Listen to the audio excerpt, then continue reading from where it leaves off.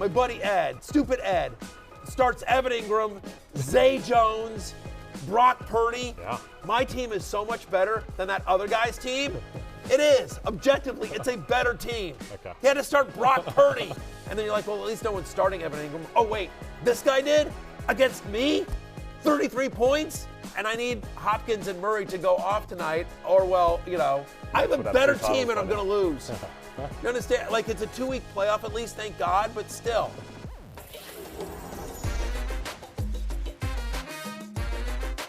Fantasy Football Happy Hour with Matthew Berry, served by Applebee's.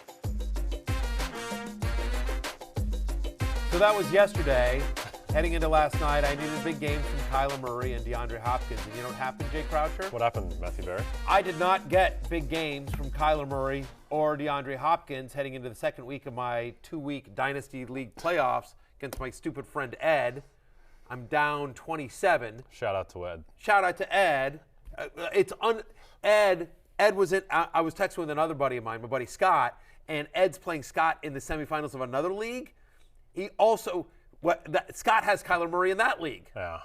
Ed is the luckiest fantasy player alive. So just a absolutely brutal game, unfortunately. Anyway, listen, it's noon on a Tuesday on Peacock, but of course it's 5 o'clock somewhere. Welcome to the Happy Hour. My name is Matthew Berry. You are Jay Croucher, and what a game last night. Yeah, absolutely brutal on all fronts, including as a spectacle from a fantasy perspective. There wasn't too much happening. We can take a look at the notable performers, I guess. James Conner did a bit.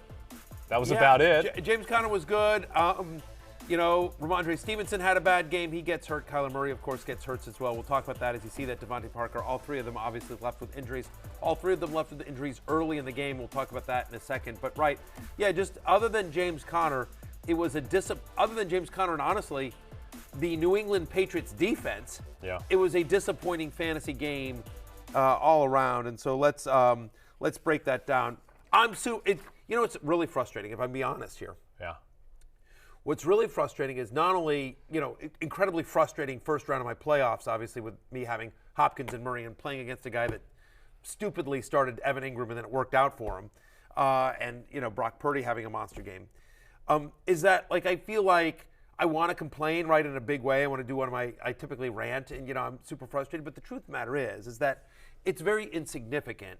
It's very insignificant compared to the fact that Kyler Murray suffers an awful, horrible injury, and you see something like that and you're just like, all right, well, my dumb fantasy league matchup doesn't matter. Yep. It doesn't.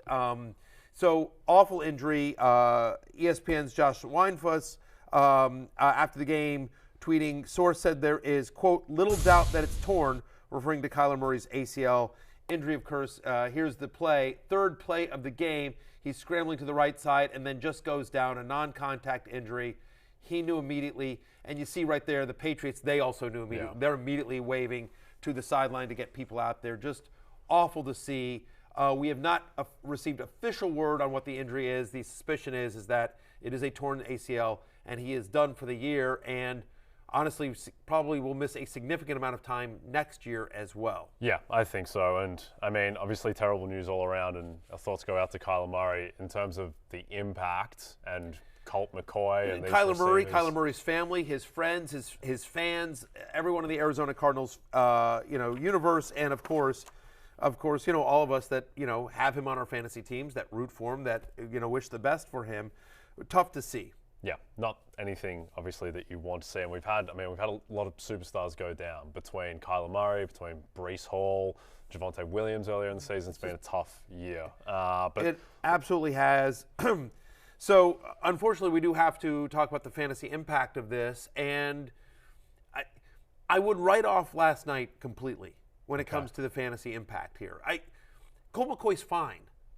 He's not good, Jay. He's not, amazing, but he's fine. I know we didn't look at last night, but, again, the game plan you designed for Kyler Murray is very different than the game plan you designed for Colt McCoy. They went into this game, all the practice had been for Kyler Murray.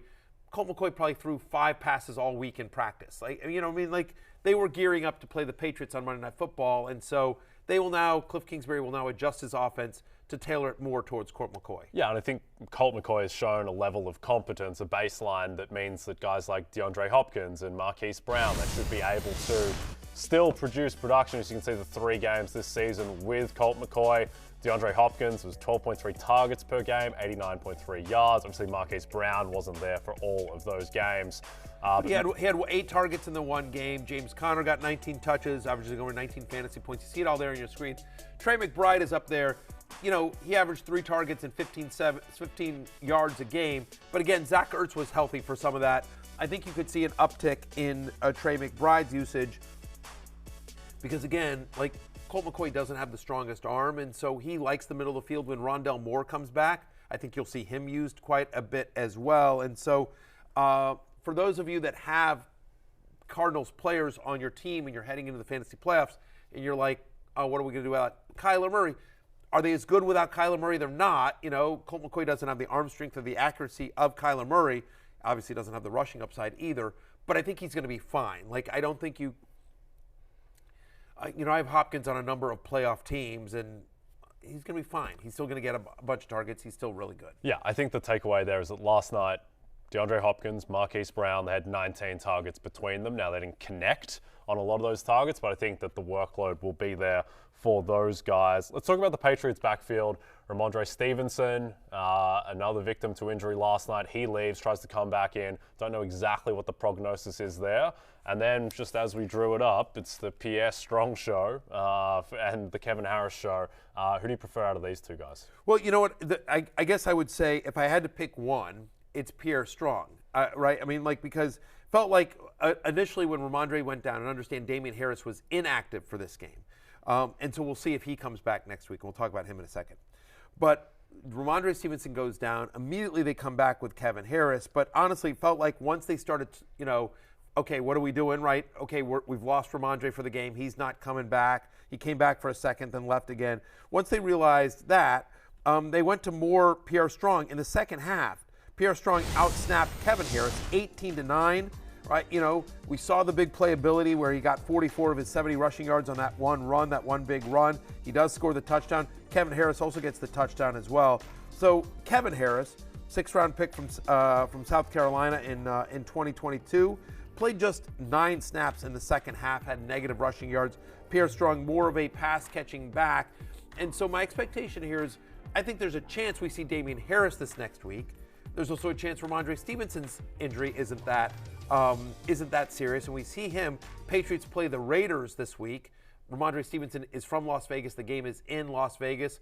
You know, you figure Ramondre is going to try to do everything he can to be out there to play in that game. So I wouldn't be going crazy on the waiver wire. Worth noting, by the way, Damian Harris is available in 50% of Yahoo leagues. So it's certainly worth seeing if he's out there in yours. I would rank them if I was heading to the waiver wire tonight and I was trying to take a stab at the Patriots backfield. And again, I think there's a chance Ramondre Stevenson plays this week.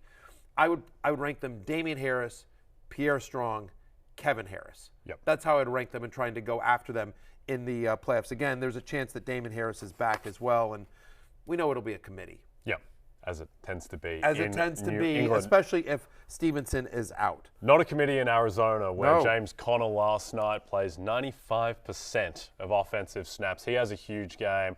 15 carries, 85 yards on the ground and a touchdown, and then also gets the receiving work. 7 targets, catches 6 of them, and it was the #1 fantasy player on the night. Yeah, the truth of the matter, again, you never want to say an injury is good for anything. Like, that was awful. I think everyone collectively feels awful for Kyler Murray. But if there is a positive fantasy spin to an injury such as that, it is that Colt McCoy is much more likely to check down than Kyler Murray. Kyler Murray is one of these guys that can throw it 70 yards without thinking. You know what I mean? Like, he's got that kind of arm. Colt McCoy does not. And so it was not surprising to me that Conner was much more involved in the passing game, especially, by the way, given just how badly dominated that Cardinals line was. I mean, the Patriots defensive line just had their way. Yes. I felt so bad for Colt McCoy. He was just under siege all night. Yeah, Matthew Judon with the quietest 14.5 sack season of all time. It's unbelievable the kind of year he's having. Just keeps on producing. Yeah. Before we move But anyway, on. so I do think James Conner, with Colt McCoy under center, James Conner is a borderline RB1 for the fantasy playoffs because the passing game usage will increase. Yep, absolutely. Okay, before we move on, let's quickly take a look at the AFC playoff picture. Yep. With New England's win last night. I mean, it really looked like they were going to lose for a stretch. The game was basically pick at halftime. And now the bottom of the AFC playoff picture is a complete mess where New England, the Chargers, my New York Jets, they all have the same record at 7-6. And now when BetMGM go back up with these playoff odds, I think New England, you're going to see them around plus 150. And that's just because they've got a pretty tough schedule. They play at the Raiders. That game is pick. Then Cincinnati, Miami at Buffalo. And also, Patriots aren't that good. Like, they're just not that good with the way that they're playing on offense at the moment. They'll be underdogs at home to Cincinnati, might be underdogs at home to Miami as well, and then certainly will be at Buffalo in Week 18, where Buffalo will probably have something to play for. The Detroit, at the beginning of the year, when you saw Detroit at Jets on the schedule for Week 15, you're like, well, that's a snoozer. That's going to be like the fifth regional for CBS or whatever. Yeah. Right, and now you're like, blockbuster. That's a great game. Yeah. That's something, Game of the great week. game. That, Jared Goff and Amon-Ra St. Brown against Sauce Gardner and the Jets defense. I mean, like, one of those, that is a little bit of a win or go home kind of game for those two guys because, again, you saw the Jets kind of on the outside of that playoff bubble. Same with the Lions. The Lions sort of need to win out here to get into the playoffs. So that's a game with massive playoff implications and fantasy implications as well. Yep. So really looking forward to that, especially given the new usage of Bam Night. Yes, the bandwagon filling right up. That game is pick. I'm going to say right now, the New York Jets, they win that game. Jared Goff has never had a good game on the road as a Detroit Lion. He's coming to the end of his second season there. He's not the same guy outdoors. I mean, again, not to make this all about me, but the show is called Fantasy Football Happy Hour with Matthew Berry, and that's sort of my superpower is making whatever we're talking about me. So Kyler Murray, not only, obviously tough game last night, but he's my Dynasty League. I mean, he's the star of my Dynasty League team. So now I'm down 27 points to stupid Ed, and here's who I've got to start for quarterback. It's a 12-team, 25-man roster Superflex league, so it goes really deep, and it's with a bunch of my former ESPN colleagues, all my friends. So it's like Fields Yates is in this league, and Mike Clay and Stephania Bell, and a bunch of people that everyone knows, and so. I am playing, and Ed is a producer at ESPN. My former producer, love Ed, stupid Ed. I love him, but he's stupid. He shouldn't be starting Evan Ingram, although he's laughing now. But what I would say here is that here's who I have to choose at quarterback to make a big comeback against stupid Ed. Yeah. Baker Mayfield. Okay, that's bad. Jared Goff on the road at the Jets. Not great. Trevor Lawrence. It's against a Superflex league against the Cowboys. It's a Superflex league. Right? I'm playing both of them, but I have to pick two of those three.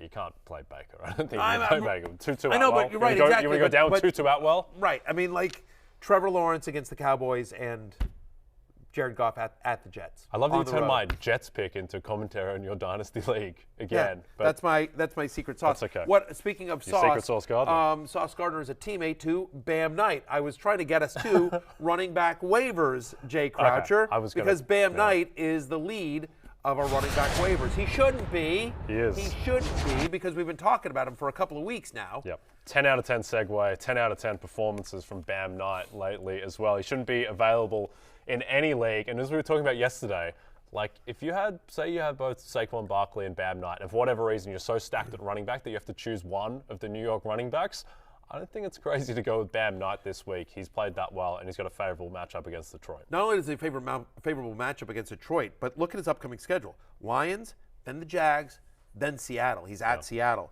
They play the Dolphins in Week 18 if you play that far, but that's a really good running back schedule. Those are three defenses that you're not scared about at all. He's played 3 games this year. He's averaging 15.3 fantasy points per game. He played 47% of the snaps last week, and he out-touched. This is the most important thing. He out-touched Michael Carter 19-8. So even though they basically split the snaps, he dominated the touches with Michael Carter.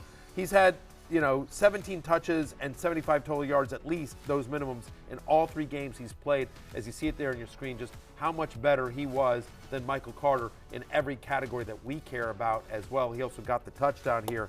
Bam Knight, jump on the bandwagon. Donovan here to save fantasy seasons. I think he's a top 20 play this week at home against the Lions. Yeah, I think there was some concern that maybe it was a flash in the pan after he did it against the Chicago run defense, which isn't good. And Minnesota's run defense is okay, but it's a bad defense overall. But to do it against Buffalo, in the snow, goes 17 for 71, touchdown. Like, he's just legitimate. Michael Carter as well loses that crucial fumble that basically cost the Jets the game. They're probably going to lose anyway, but that really cost them. I think that's just another thing that makes it clear it's Bam Knight's backfield. What I would say here is just if you go to your waiver wire, and I would rank them just so people know, like if Damian Harris is available, I would still prefer Bam Knight. Yeah. I would rank them Bam Knight, then Damian Harris, and now the third running back we're going to talk about. Chuba Hubbard. Yes. Your man Chuba, who was a villain for you on the weekend. Sitting on in my dynasty league, he's sitting on my bench. Why would I start him? I started Deontay Foreman. Yeah. It's a half-point PPR as well, that league. But yes, the fact of the matter is that the Carolina Panthers, especially under Steve Wilks and without Chris McCaffrey, have gone very run-heavy. And so even though Foreman's getting all of his, Chuba Hubbard is also running the ball quite a bit. The Panthers have at least, get this, 45 rush attempts in 3 of their past 4 games. Like, as a team, 45 rush attempts, 3 of the past 4. As you see, Chuba Hubbard's game log in the 5 games since Chris McCaffrey was traded. And you see, the fact of the matter is, 17 rush attempts in Week 12, 14 in Week 14 right there. He's now had back-to-back games with 17 touches because you see the 3 receptions there in Week 14 as well. So 17 touches in back-to-back weeks. He's had at least 65 yards from scrimmage in 3 of the 5 games since McCaffrey was dealt. Again, Carolina going really run heavy, and they play the Steelers this week, which isn't a great matchup, obviously, but they're definitely not going to want to throw. And so Hubbard, who has some passing game usage, could be interesting here as a flex play. I think the best thing for Hubbard is that Carolina defense is playing fantastically well, and the fact that they're in these games, and they're really in the mix to win the division now, the Panthers. Like, they're right there for the division. They're plus 350 on BetMGM to win the division. Like, this is ridiculous. They're 5-8. Right. Baker Mayfield was their quarterback 2 weeks ago, and all of a sudden they're in the thick of a playoff race, and they might catch Tom Brady and the Bucs, and they have to win this game, and they don't want to put these games in the hands of Sam Darnold. Someone who watched pretty much all of that Seattle game, they were not letting Sam Darnold do anything. No. If they have any excuse to run the ball, they will, which makes Hubbard and Foreman's still the guy you want, but yes. Hubbard's viable as well. Especially because they're going so run heavy, and by the way, after Pittsburgh, they play Detroit. Yeah. Like, you like that matchup. So Hubbard, somebody to grab for maybe even 2 weeks. 2 weeks from now. I mean, nothing gives you confidence about the Buccaneers closing this out to win this division. No. I mean, I think the Panthers might just be better than them at this point, honestly. And they're playing. What they're doing is they're taking early season Jets blueprint. We're like, which they sort of hid Zach Wilson. They're like, we're going to play really good defense. We're going to run the hell out of the ball. And we're going to try to grind out some wins. But that's what my Commanders, by the way, have been doing. Like, it's a little bit flashier because Heineke is kind of like a little bit of gunslingery, which I think is a verb, but probably not. Favre. No, but like Favre, a little gunslingery. Favre. There's a little bit of that to Taylor Heineke. But yeah, I mean, that's what the Commanders are doing too. Is like, we're going to run the hell out of the ball and we're going to play good defense. Yep, keep pounding. All right, well, another team that likes to run the hell out of the ball and also has a favorable matchup is the Baltimore Ravens. And Gus Edwards, even though J.K. Dobbins was the story, Gus Edwards still got a heavy workload. Looks like it's going to be Tyler Huntley at quarterback. That's not 100% confirmed. If it's not, it's going to be Anthony Brown, and they're going to run a ton regardless. Well, he's played 5 games this year, Gus Edwards has, including some with J.K. Dobbins, and he's got at least 11 carries and 50 rushing yards in 4 of the 5 games he's played this year. To your point, last week, as you see it there on your screen, he still got the 13 rush attempts, and had the 66 yards against the Steelers, which is pretty good. Dobbins was the story, but Gus still getting double-digit touches in the majority of these games that he's played, and you love this matchup against the Cleveland Browns. Like, there's only one team in the NFL that's given up more rushing touchdowns to opposing running backs than the Cleveland Browns this year, right? They allow 5.2 yards per carry to opposing running backs. That's most in the NFL. And according to our friends at Pro Football Focus, Ravens have the 3rd easiest remaining schedule for running backs. So it's Cleveland, Atlanta, Pittsburgh again, and then they're at Cincinnati. So the Gus Bus doesn't have a lot of passing game usage. You prefer him in half-point PPR or non-PPR. But, yeah, like, they're going to run, he's going to get 10 touches and a shot at a touchdown every week. Yep. The line is 3 on BetMGM. So BetMGM thinks that it's going to be Tyler Huntley. The line would not be 3 if it was Anthony Brown. It would start to get out of control. So expect that it will be close enough where they can run against that really bad Browns run D. Now, a team that does not have a bad run defense is the San Francisco 49ers. They play Seattle in Seattle on Thursday night. And Travis Homer is somewhat of an interesting pickup. Kenneth Walker was limited in practice, so he might play. If he plays, then you're out on Homer. Yeah, Lynn, I don't think you want him against San Francisco. The truth of the matter is. But we're just, if you need somebody who qualifies at running back, he is a live body. And I think you're looking more ahead to Kansas City, the second week game here. I guess the point is if you're in a deeper league and you're desperate, Travis Homer and Ken Walker is out again for Thursday night. Travis Homer is the guy you wanted. We talked about this on Fantasy Football pregame, which is there were some reports out there that Tony Jones was getting the start for the Seahawks. And we said this when that report came out. We said, I don't care. We still want Travis Homer. If you're picking between the two, I still prefer Travis Homer. He's been in that system longer. They really like him. They trust him more. I think Homer's the guy you want. The truth of the matter is that was true. Now, it didn't matter because he didn't do anything, but there was 13 running back touches for the Seahawks in Week 14, and Travis Homer got 11 of them. Yep. He played 91% of the snaps, and so, look, it's an awful matchup against the Niners, but because Travis Homer is used in the passing game and because their defensive front is so strong, you could see some dump-offs to Travis Homer. So, again, he's a desperation play, but, we try to cover leagues of all sizes here. Yep. We're in the warm body phase of running back waivers. Let's get to another couple of warm bodies in Jordan Mason and Khalil Herbert, who are available in 88% of leagues for Mason, 64% of leagues for Herbert. Any interest in either of these guys? Only really is insurance. I mean, Herbert is expected to return to practice prior to the Week 16 game they have against the Buffalo Bills. Probably not going to want to play him in that first game. You want to see it back and how he uses, but maybe you could potentially see him in Week 17. Be tough to, if you got to the finals in Week 17, it'd be tough to start him, but who knows, but I think he's insurance if you've been riding David Montgomery, and of course Jordan Mason. He's the only non-CMC running back to get a touch for the Niners in the last 2 games since Elijah Mitchell went down with an injury. So I think he's Christian McCaffrey insurance more than anything. We talked about Pierre Strong and Kevin Harris before. Would you take either of those 2 guys over any of the names that we've mentioned? Yeah, I wouldn't mind taking a flyer on Pierre Strong. If I'm in a PPR league and I need someone for this week, I wouldn't mind taking a flyer on Pierre Strong over like Travis Homer. Like that's where I would be on the list. Like because I think there's a better chance Pierre Strong has a good game this week than Travis Homer. Yep, I think I mean, again, we don't know Stevenson's, but again, as we go into waivers tonight on Tuesday night, that's sort of where I'm at. It's just such a brutal matchup. Even if Ken Walker is active, like you're probably starting Ken Walker just because he's Ken Walker against San Francisco, and there's so much touchdown equity there. But you're not even feeling good about Ken Walker against that defense with a bum ankle. All right, we're going to go to break. When we come back, wide receivers on the waiver wire, including an update on Deebo Samuel.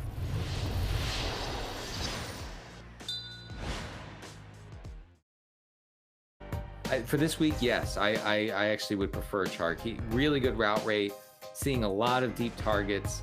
The Lions should be forced to pass a lot this week against an exploitable Minnesota secondary. So yeah, I guess I would go Chark. Robe boy, come on! Sick of being called Robe boy. I'm wearing a nice suit jacket today, a nice blazer. No more Robe boy. Okay, that is Robe Boy, Denny Carter. Yeah, Robe Man. Let's change it up. Robe Man. That was Denny Carter. He does a live waiver wire show on YouTube right after this show on the NFL on NBC YouTube channel. So go and check that out. Yes. Or don't. Well, yeah. Check out his robe-adjacent blazers. But let's talk about some he good... said it was a nice blazer. It was an okay blazer. Yeah, it was kind of a bold call from Denny to self-proclaim it was nice. as a nice blazer. It's also tweed. It's suddenly like, are you about ready to teach English lit? Like, what are we doing with that I know, thing? it's like, walking into Dead Poets Society. A little bit. Denny Carter doing his Robin Williams. Yeah, exactly. But it was like the kind of suit jacket that like an extra would wear. Like he's the kind of guy that he's passing Robin Williams in the hall. Yeah. Like another professor at the place. Yeah. Like Yeah, I mean, look at that. Oh, That's boy. not. That's the star. That's not the suit, coat jacket. If you see it there on your screen, that's not the jacket a star wears. No. That's a. That's not an "oh captain, my captain" situation. No. Not That's by an any extra. stretch. That's No, an extra. That's an extra. that's wardrobe just trying to grab people off Yeah. the rack and being like, here, all you're doing is walking down the hall. You'll be seen for 10 seconds, and the focus will be on Robin Williams. Oh, road boy, my road boy. Oh, road boy, my road boy. Yeah, there you go. There you Fair go, enough. Danny Carter. My captain is Deebo Samuel, and let's get to a Roto World headline around Deebo Samuel. He has MCL and ankle sprains, but the 49ers expect him back in the regular season, so that's a huge win. Yeah. I think more probably relevant for real football and betting and the Niners, their chances in the NFC, but certainly I think if Deebo does get out there, probably more relevant for week 17, but if he's out there, you're probably just starting Deebo Samuel. Yeah, the question becomes like, okay, I have Deebo Samuel. Do I drop him now or not? Yeah. I think, look, I'm not just dropping him to drop him, but if I desperately needed a roster space, I'm okay with it because I do think he's going to miss a couple of weeks. Like at best, it feels like he would come back for your finals in week 17. Maybe if you play all the way to week 18, then it becomes interesting. But feels like, and they may just say like, especially if the 49ers are going to go to the playoffs, like it's looking like they're gonna, like they may just say like, hey, we're going to get Deebo a couple of snaps. We're going to get him 10 snaps, 15, snaps in the week 18 game just to sort of get him back into game shape, preparing for the playoffs. So hard to see him having a Deebo-like role in a time frame that would be helpful for us in fantasy. Yeah, I think the other thing to remember there is that Deebo Samuel, like the role he's currently in and the offense he's in, it's not like he was the guy from last year who was basically third in the running for Offensive Player of the Year. Like he's in a Brock Purdy offense that is Christian McCaffrey's offense, and he's kind of being a gadget player. And yes, he got into the end zone. Yes, you're still starting Deebo Samuel, but he's not a top 10 wide receiver in this current state anyway. No, he is not. Speaking of wide receivers, by the way, coming up later in this segment, we are going to have the definitive A.J. Brown interview. That's right, Philadelphia Eagles. Yes. Sorry, A.J. Sorry, Eagles fans. Philadelphia Eagles wide receiver and fantasy royalty A.J. Brown will be joining the happy hour coming up soon. Yes. So it's appropriate, Jay, that we're going to talk about wide receivers on the waiver wire, There which you go. are A.J. Brown. Who says we don't have chemistry? A.J. Brown. Yeah, it was a good little dance there. Yeah, little 1-2. Yeah, It's like, exactly. It's like mind meld. Yeah, Lionel Messi to Lautaro Martinez right there. All right, let's talk about some wide receivers on the waiver wire, including the guy who really we should name the segment after, is Donovan Peoples-Jones, who we talk about every single week. Every single week. Just keeps on cooking. He Doesn't really, matter who his quarterback is. He really does. It was nice to see Deshaun Watson, and some of the, he doesn't look all the way back, but Deshaun Watson certainly looked a lot better in week 2 of him starting than he did in week 1, and he was taking some deep shots to Donovan Peoples-Jones. 31% target share for DPJ in this game. He saw all of the Browns' deep targets in this one. He's now had 13 or more fantasy points in 4 of the past 5 games. Like, they're taking shots to him, and it's worth noting that the Browns have the 5th easiest remaining fantasy schedule for wide receivers, according to our friends at PFF. So they play the Ravens this week. Then they're home to the Saints, at Washington, at Pittsburgh. It's interesting. I would not consider that to be the 5th easiest schedule. No. Because I think, but certainly the Steelers have given up some points. The Saints have been inconsistent. I think my Commanders in Baltimore are, solid as well. But I mean, listen, the Ravens are a little bit running on reputation. I mean, they're 19th against the pass over the last 4 weeks. Also, they've for 2 years now, they've been susceptible to the deep ball, which Correct. is where DPJ lives. And I think you raised it. The key is Deshaun Watson looked like an NFL quarterback. He didn't look great against the Bengals, but he looked good enough where he can support fantasy production. Right. A guy, they are going to take deep shots. They will set up play action. That's what Deshaun Watson does. And I do think, I said this the other day, I think Donovan Peoples-Jones is going to be his Will Fuller. Yep. In this offense, the way Fuller was in Houston, opposite DeAndre Hopkins for Watson. like that comp. All right, well, a guy who's certainly playing like an NFL quarterback is Trevor Lawrence, who has been fantastic for a couple months running now. And one of his favorite targets has been Zay Jones, who just quietly has double-digit targets 3 of the past 4 weeks. Yeah, maybe stupid Ed knew what he was doing when he started Zay Jones against me. 10 targets, to your point, in 3 of the past 4. I mean, so it's not something that just happened this past week. He's had over 20 fantasy points in 2 of the last 3. He's averaging almost 6 receptions per game this year, 5.7 to be exact, which is top 10 among wide receivers. And so Zay Jones, you don't love this schedule, if I'm being honest. Like, they're home to Dallas, and they're at the Jets.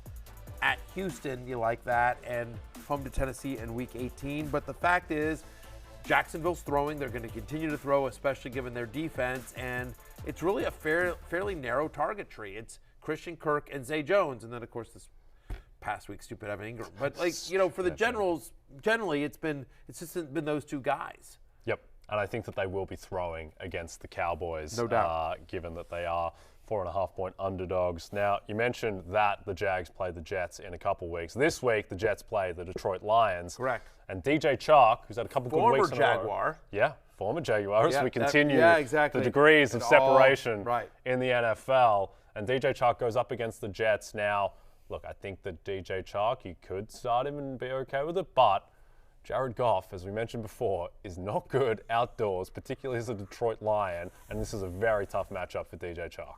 It is. If there's a positive here, he's been playing 85% of the snaps over the last 2 weeks, looks to be fully healthy. He's had over 6 targets and over 90 receiving yards now in back-to-back games, as you see it there on your screen. He's scored in 2 of the past 3 games. They're still not playing Jameson Williams in a ton of snaps, and so it's Amon-Ra St. Brown, and then it's DJ Chark for a team that's been throwing quite a bit. Now, again, on the road at the Jets, then on the road at Carolina. Jared Goff traditionally has not played well outside of the dome, but he is playing the best football of his career. Sure. He's getting good protection. They got a playoff berth on the line, you know, or potentially. So maybe this is where Jared Goff gets that monkey off his back. Yep. Big thing to monitor in that game is I'm whether... trying to talk myself into it because I'm going to have to roll with him. I don't feel good about it. The one thing, though, in that game is if Quinnen Williams is out, it becomes a much easier matchup. Like Sauce Gardner is amazing. He's playing at the top 3 cornerback level in the league. Quinnen Williams is the best guy on that defense. He's a Defensive Player of the Year candidate, so just monitor whether he's playing there. Let's stay in that game and talk about Elijah Moore, who had 10 targets against the Buffalo Bills. Looked like this guy was going to be on a different team 6 weeks ago. Now he's staying on the Jets, rejuvenated by Mike White. Yeah, I mean, no one was happier for Zach Wilson to get benched than Elijah Moore because all of a sudden he had somebody that was looking his way. You know, I still love hey, can we talk about the chemistry of you and Zach Wilson? He's just like, I don't know, I never get the ball. Couldn't even answer the question. So I appreciate that from Elijah Moore. Worth noting that Corey Davis is in the concussion protocol at the moment, so there's a chance that Corey Davis misses this game against Detroit. And we like that matchup against the Lions. You know, Detroit is, as we saw last week with Justin Jefferson, it's a secondary that you can throw on quite a bit over the last month. Only 2 teams in the NFL have given more passing yards per game than the Detroit Lions. So Elijah Moore, who's playing 75% of the snaps over the last 2 weeks, you know, and to your point, got double-digit targets last week. We don't think Corey Davis is playing this week. Maybe not. Yeah, Elijah Moore, viable. Available in 70% of Yahoo leagues. Again, none of these are ideal names. And viable. No. But he's got a pulse. There's a fantasy pulse there with Elijah Moore. We're in the warm body section.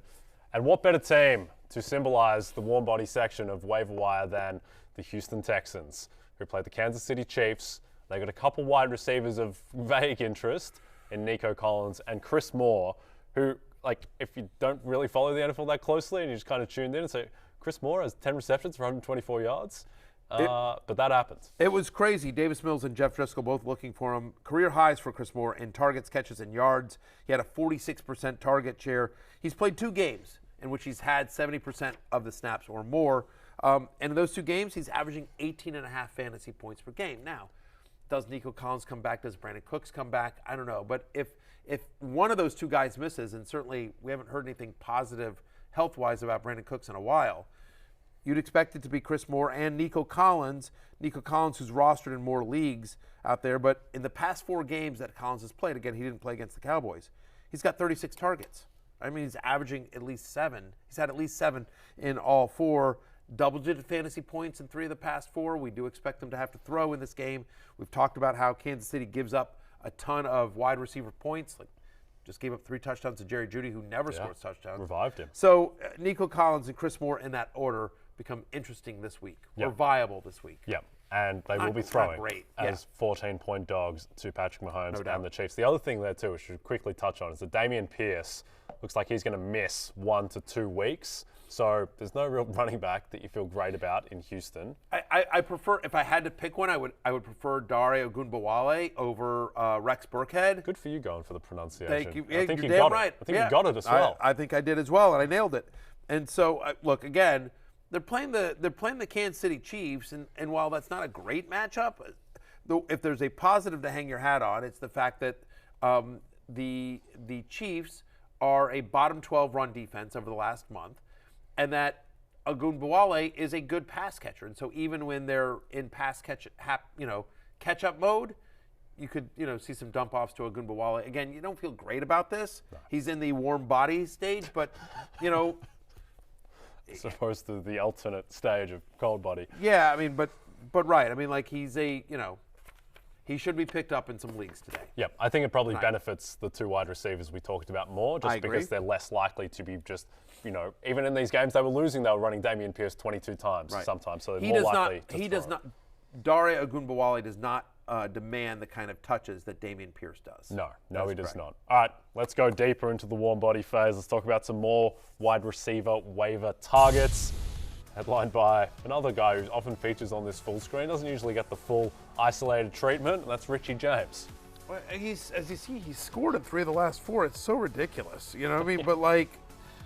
But he keeps producing. I mean, they just these Giants wide receivers, you're like, oh, am I really, Richie James? Now, it's worth noting James is in the concussion protocol right now, so we'll see if he ends up coming out of that and being eligible to play against the Commanders on Sunday Night Football this week, right here on NBC and Peacock. I'm a company man. Jahan Dotson got 9 targets.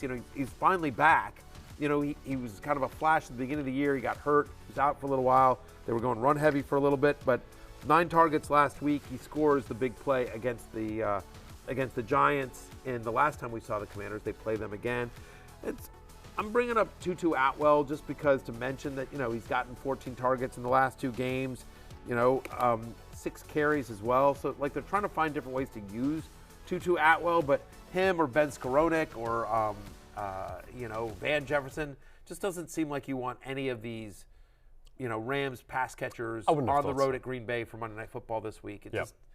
It's the playoffs. Might be some weather involved in that game Yeah, as I don't well. think you want to get cute here, but we're bringing it up just to sort of dismiss it. Yeah. In case you were wondering about Tutu Atwell. Yeah, in case now you answered were wondering your questions about Tutu about Atwell. Tutu It's interesting. Atwell. It's worth noting, if you're looking for a cheap 1-game DFS play, okay, but I think you're better served with other guys that are out there. Trenton Irwin? Any interest in the great Trenton Irwin? No, I mean, listen, it's a red-hot passing offense, and if T. Higgins and Tyler Boyd are going to both miss, you're like, okay. When they play Tampa Bay this week, it's Tampa Bay Secondary defense. does not scare you anymore. It's not scary anymore. Yeah. So sure, maybe, but it's just one of those things that's like, just logically speaking, I can make the case for it, but are you like, it's the first week of the playoffs. All right, Trenton Irwin. Let's go. Let's go bring home a title. In deep leagues, desperation leagues, then, you might, but probably not. Watch what will happen. Yeah. Is stupid Ed will pick him up, and he'll have 9 for 120 and 2 touchdowns. Another flea flicker? Oh, yeah. Yeah. No, Ed's, I'll just tell you, Ed's annoying thing is he's this guy. Is you're just I can't believe Evan Ingram. Really, dude, Evan Ingram. Yeah. And he'd be like, I don't know, man. I start the guys that get all the points. Why don't you start any of the guys that get all the points? He just deadpans the trash talk, and it just drives you up a wall. Who's the ultimate guy who came out of nowhere to kind of, I know it wasn't the fantasy playoffs for Evan Ingram, but who just came out of nowhere in week 15 to submarine? I was did Kenyon Drake do that once? I feel like Kenyon Drake very much fits that mold. Yeah, when he got traded to Arizona, Kenyon Drake just had a monster second half. Yep. Of the season, and there were 4 games there where he just dominated.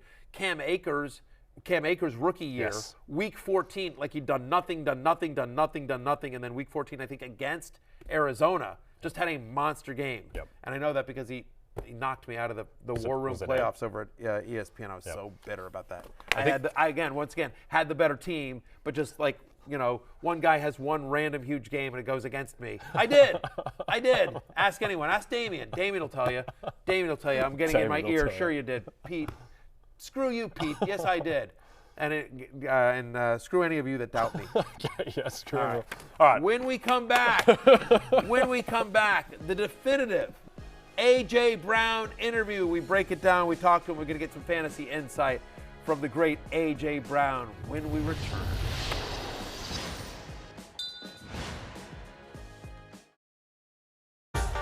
Hurts, back, pumps, looks. He is floating it deep for A.J. Brown, who has it, and he scores! A.J. Brown took it away from Trey Avery and scored his second touchdown of the game. I'm telling you, they got to get these boys in the weight room. What was the inspiration behind the touchdown? Today, I'm gonna have to give you this whooping, but I still love you though. So that's what the hug came in at the end. All right, that was A.J. Brown, fresh off his revenge game, destroying the Tennessee Titans, former team. One of the best revenge games you'll ever see. That was truly hashtag revenge game there, and you saw the celebration there where he's whipping the goalpost with his towel and everything like that, just whipping up fantasy points as well. Indeed. All right, before we get to A.J., we're going to talk some quarterbacks on the waiver wire. And let's start off with a guy who I think we started off the past couple of weeks with as well, but he's still out there on waivers, and that's Mike White, who had a really tough matchup last week against Buffalo. I think he endeared himself to every New York Jets fan by taking that battering and still staying in the game and fighting it out. Now he gets a much easier matchup against Detroit. Yeah, I mean, look, no team in the NFL has allowed more fantasy points to opposing quarterbacks than the Detroit Lions. Over the last 4 weeks, they're giving up the third most passing yards per game as well, and so the expectation here is that if he's out there and healthy and starting, like you could use him as a viable streamer this week. I mean, I do think he's a higher end QB2. You're excited about Mike White if you're using Garrett Wilson. He's obviously a must start in the playoffs this week. But yeah, if for example you're in the playoffs but you just lost Kyler Murray and you're looking to the waiver wire for replacement, I do think Mike White is viable against Detroit. He's home to Detroit and then home to Jacksonville, and then at Seattle. Again, the same schedule we talked about with Bam Knight. Mike White has as well. And so, look, he's had 3 starts. In his 3 starts, averaging 43 pass attempts and 317 passing yards. And so, like again, wasn't a great game against Buffalo, but still attempted 44 passes, had almost 270 yards in a game in which they weren't getting anything done in bad weather. So, And he's producing with all different types of game scripts. At least he's producing the yards. It seems that it's pretty clear they don't feel compelled to hide Mike White like they did Zach Wilson. And also, I think there's this narrative that's building that the Detroit Lions defense is getting better. And it is getting a little bit better, certainly over the second half of the season. This is still a really bad defense. And this is a bad pass defense. They have no pass rush. The Vikings move the ball at will. They just gave up 223 yards to Justin Jefferson. Vikings just couldn't convert at the end, but I think that the Jets should have success. Another guy who should have success against especially, by the way, if you think about how that game plays out real quickly, again, we don't think Jared Goff's going to have a great game on the road at the Jets. So that Jets defense so good.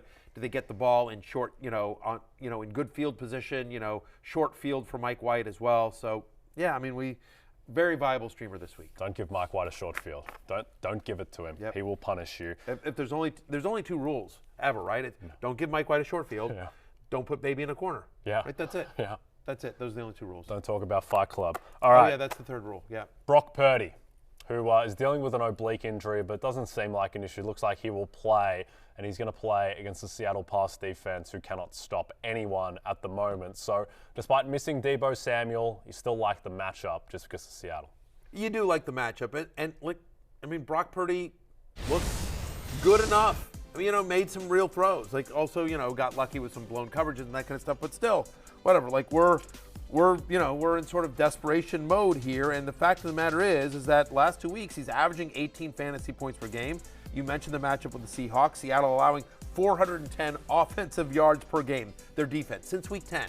They're giving up over 400 yards per game to opposing offenses. That's 4th most in the NFL. So Brock Purdy, who will have Christian McCaffrey still, will still have George Kittle and Brandon Ayuk, suddenly becomes, again, a viable streamer in this matchup with Seattle. It's the Thursday night game, though, is the issue. Yep. Okay, we're going to hit some quarterbacks later in the show, but now we're honored to welcome in the great A.J. Brown. We have on the line. AJ, there he is. It's great to see you. Hey, there he is. Fantasy royalty, AJ Brown. AJ joins us today, reminding you to try Old Spice Gentleman's Blend deodorants and body washes, crafted to be gentle on skin with ridiculously long-lasting freshness. You can buy Old Spice Gentleman's Blend in stores now, AJ. You definitely look fresh. I think being in first place certainly works well on you. At the top of this segment, AJ, we showed your celebration. We showed your celebration whipping the goalpost against Tennessee, monster game there. My question to you is, you've got 10 touchdowns on the season. Do you plan your celebrations before? Or does it just come to you in the moment? Take me through that process. I definitely planned it before. They're a little premeditated, to be honest. But I just like to have fun. I get the guys involved. This past week, I kind of teased the league a little bit because I got fined the previous week for touching the goalpost. So I threw the football at the goalpost to see if they'll fine me for that. So I'm just having fun, scoring touchdowns. You are having fun scoring touchdowns. The Eagles love you. The Eagles fans love you. Fantasy managers love you. We love you here at NBC. So this show is on NBC. It's on Peacock as well. And so I'm just going to request for your next touchdown celebration, could you do a peacock? It's kind of like, and people might, and people might think it's an eagle too, or it's an eagle, but and we'll know it's really for a peacock, and it'll just kind of be a shout out to us and all of our friends. It's kind of like something like, it'll look cooler when you do it. I could do that for you, but I'm pretty sure, like you said, everyone probably think it's an eagle.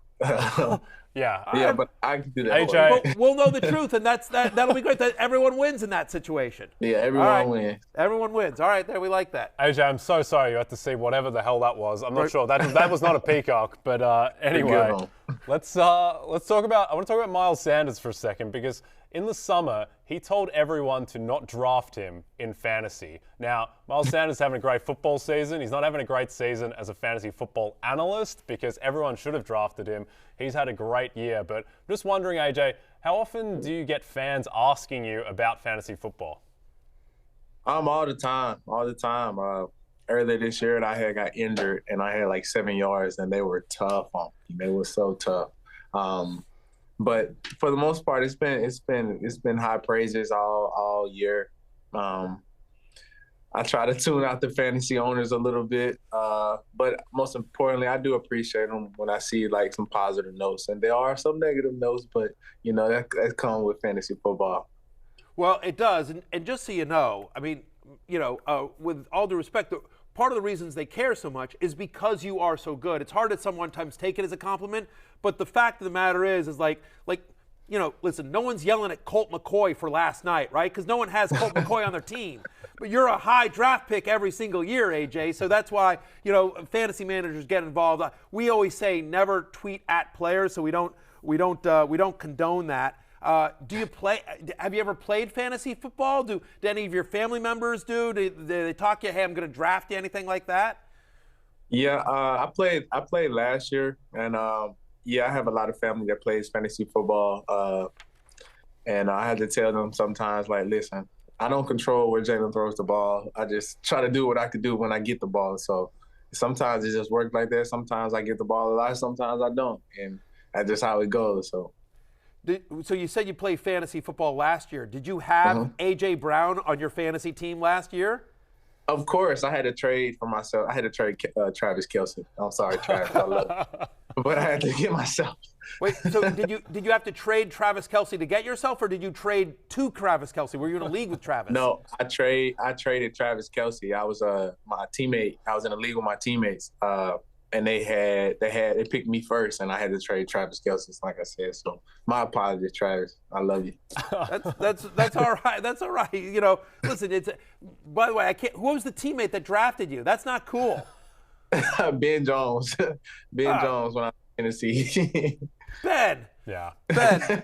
I guess it's kind of hard to have leverage in the draft to be able to draft A.J. Brown if you are A.J. Brown. Like, probably people know that pick might be coming up. Yeah. But I like if he drafted you first, I like the fact he drafted you ahead of Derrick Henry, too. That's interesting. Yeah. No, he did get Derrick Henry. He had Derrick Henry and me, so. Oh, there you go. He I had to drafted get a everyone but QB. himself. Unbelievable. Now, AJ, when you got drafted by the Titans in 2019, Ryan Tannehill won Comeback Player of the Year. You're on the Titans last year. Mike Vrabel wins Coach of the Year. Now, this year on the Eagles, right now Nick Sirianni is the favorite to win Coach of the Year, and Jalen Hurts is the favorite to win MVP. So I'm just wondering, maybe AJ Brown should be the MVP and Coach of the Year? It seems like hardware follows you wherever you go. I'll be the guy in the back, and I don't need any credit. I just it would be glad for me just for the guys just to keep having success, and and who knows, success just kind of follows me around. It comes in the building with me. Well, listen, I mean, the fact of the matter is that we now think we're up for Podcast of the Year because we've had you on the show. So I think this is pretty good with all the awards. Let's talk a little bit about Jalen Hurts. Here's my question for you. I know there was some, and we saw this with the revenge game, but I know there was some, hurt feelings or surprise when Tennessee traded you to Philadelphia. But, instead you go with one of your best friends in the world with Jalen Hurts to a team that's number one in the NFC that looks like they're going to be hosting the NFC playoffs in Philadelphia. And you just waxed New York. You could have been in Tennessee this past Sunday getting, your butts kicked by Jacksonville. In some way, didn't Tennessee did you a huge favor by trading you to a team with your best friend? I think at the time I didn't think so, but I'm grateful. I think everything happened for a reason. But just playing with my best friend, I would definitely say they did me a huge favor, just giving me opportunity to play with him.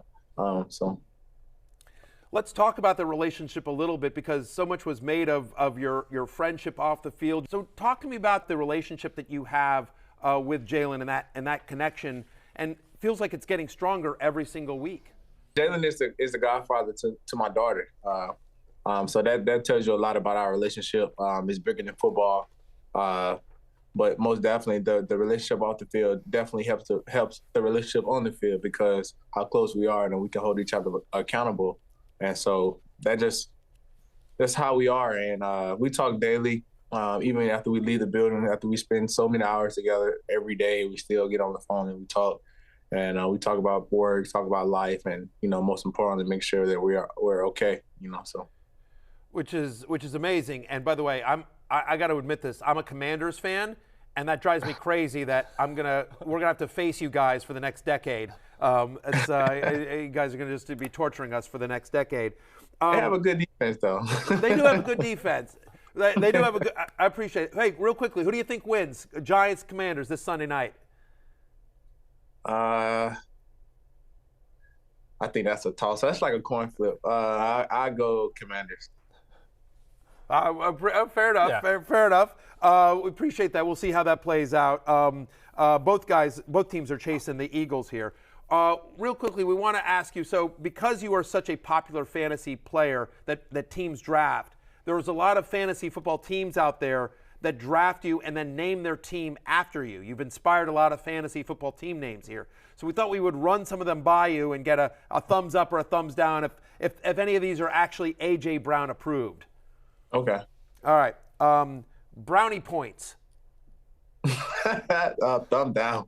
Yeah. Yeah, they're great. Well, it's, like fantasy, you're trying to get points. It's anyway, too easy. It's not mine. It's not creative. Yep. The Browntosaurus.